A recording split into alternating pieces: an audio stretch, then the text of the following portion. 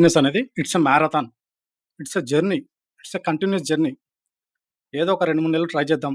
ఒకవేళ వస్తే వస్తుంది. లేకపోతే లేదు అని ట్రై చేయడానికి డిజిటల్ కోచింగ్ ఫీల్డ్‌లోకి మీరు రావద్దు. ఒక 2, 3 మంత్స్ ట్రై చేసి సక్సెస్ అవ్వకపోతే దీంట్లో మనం సక్సెస్ అవ్వలేము అనుకోవడం మీ భ్రమ. దేంట్లోనైనా సక్సెస్ ఓవర్‌నైట్‌లో రాదు. ఇన్‌స్టంట్‌గా రాదు. ఒకవేళ అలా వస్తుంది అని ఎవరైనా చెప్తే అది 100% ఫేక్, ఫ్రాడ్, చీటింగ్ అయ్యే ఉంటుంది. Rome was not built in a day. Great things take time. ఈరోజు మనం చూసే ఫేస్‌బుక్, గూగుల్, అమెజాన్, యాపిల్ ఇలాంటి పెద్ద పెద్ద కంపెనీలన్నీ కూడా ఈరోజు మనం వాటి సక్సెస్ చూస్తున్నాం గానీ, ఒకప్పుడు అవి చాలా చిన్నగా మొదలుపెట్టాయి. వాటి పేర్లు కూడా ఎవరికీ తెలీదు. అమెజాన్ సీఈఓ జెఫ్ బెజోస్ పాత పుస్తకాలను అమ్మడానికి ఈ కామర్స్ వెబ్‌సైట్ అమెజాన్‌ని స్టార్ట్ చేశాడు.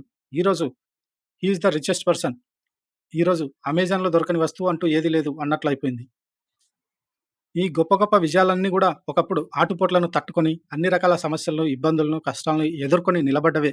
ఇన్‌స్టంట్‌గా ఓవర్‌నైట్‌లో సక్సెస్ అయినవి కావు.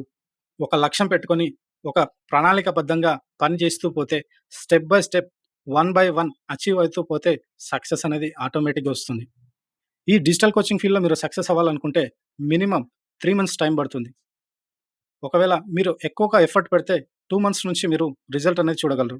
It depends on your commitment and time spending in this field. ఈ ఫీల్డ్‌లో మీరు ఎంత టైమ్ స్పెండ్ చేస్తున్నారు? దీనికోసం మీరు ఎంత టైం కేటాయిస్తున్నారు?